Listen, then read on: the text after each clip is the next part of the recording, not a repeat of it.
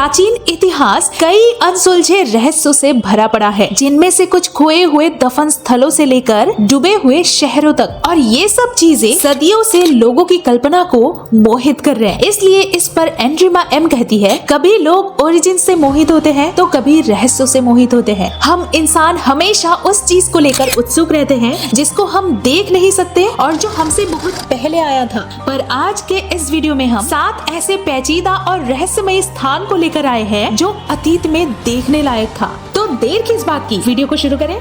Number 1, थॉनिस हेराक्लियन। Mediterranean सी पर Egypt का एक पोर्ट सिटी था जिसका नाम थॉनिस हेराक्लियन था और ये 331 बीसी के आसपास अलेक्जेंड्रिया की स्थापना से पहले एक मेजर ट्रेडिंग हब के रूप में कार्य करता था। मिथिकल हीरो हेराक्लेस और हेलन वहाँ पर समय बिताया करते थे। हालांकि 2nd सेंचुरी बीसी के आसपास शहर का सेंटर सॉइल लिक्विफिकेशन के कारण ढह गया, जो भूकंप, सुनामी या बाढ़ के कारण हुआ होगा। आखिरकार थॉनिस हेराक्लियन का पूरा हिस्सा पानी के भीतर डूब गया, जहाँ साल 2000 के दशक की शुरुआत में मरीन आर्कियोलॉजिस्ट द्वारा फिर से खोजे जाने तक ये समय के साथ लुप्त हो गया। तब से बड़ी मूर्तियाँ, जानवरों के ताबूत, मंदिरों के खंडर, मिट्टी के बर्तनों के टुकड़े, गहने, सिक्के और यहाँ तक कि 2400 साल पुराने फलों की टोकरियाँ लहरों से खींची जा चुकी है।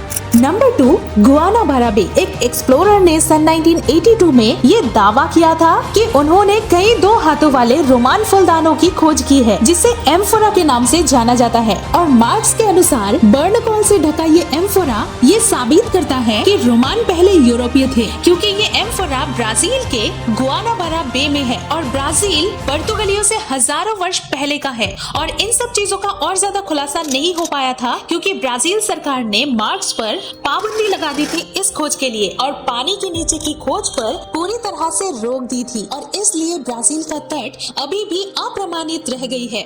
Number 3, Plain of Jars. Northern Laos के माउंटेनियस लैंडस्केप में आयरन एज में लाइकन से ढके हजारों पत्थर के जार पाए गए थे, जिनमें से कुछ लगभग 10 फीट ऊंचे और कई टन भारी थे। लार्ज स्केल पर सैंडस्टोन से नक्काशी की गई थी और केवल 1 से लेकर 400 तक के ग्रुप में ये पाए गए थे। माना जाता था कि उन पत्थर के जार को जायंट ह्यूमंस वाइन ग्लास के रूप में इस्तेमाल किया करते थे। दूसरी ओर कई आर्कियोलॉजिस्ट का मानना है कि ये फ्यूनरल कलश के रूप में काम करते थे। हालांकि उनके उद्देश्य के बारे में, उन्हें एक स्थान पर कैसे ले जाया गया और उन्हें बनाने वाली सिविलाइजेशन कौन थे, ये अभी तक किसी को नहीं पता। रिसेंट रिसर्च से पता चला है कि कम से कम कुछ पत्थर के घड़े 1240 बीसी के हैं, जो उन्हें पास में दबे हुए ह्यूमन रिमेन से कई अधिक पुराना बनाता है।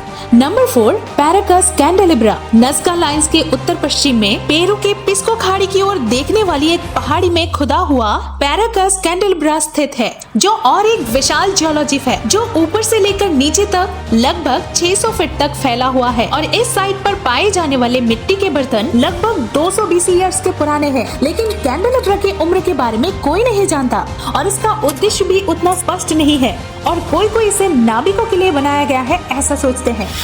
Number 5, Nazca lines. लगभग 2000 साल पहले प्री इनका सिविलाइजेशन में पेरू के कोस्टल प्लेन में विशाल चित्रों की एक श्रृंखला बना हुआ था और इसे नाज़का लाइन्स कहा जाता है। ये नाज़का लाइन तब तक अज्ञात रही जब तक कि 1930 के दशक में इस क्षेत्र पर एयरक्राफ्ट उड़ना शुरू नहीं हुआ। आज तक 1000 से अधिक डिजाइन खोजे जा चुके हैं और इसमें ज्यादातर स्ट्रेट लाइन्स है जो 30 मील तक फैली हुई है। ज्योमेट्रिक से लेकर स्पाइरल तक और मकड़ी, हमिंगबर्ड, बंदर, व्हेल सहित जानवरों और पौधों की कई प्रजातियों को दर्शाती है। और 2 सिर वाला सांप, एक कुत्ता और एक मानव जैसी आकृति जिसका सरनेम एस्ट्रोनॉट है और ये भी दिखाई देता है। हाल ही में 2022 तक नाज़का लाइन जैसी 168 नई जियोग्लिफ खोजी जा चुकी है, फिर भी रिसर्चर्स उनके ऑब्जेक्टिव्स को समझ नहीं पाए हैं।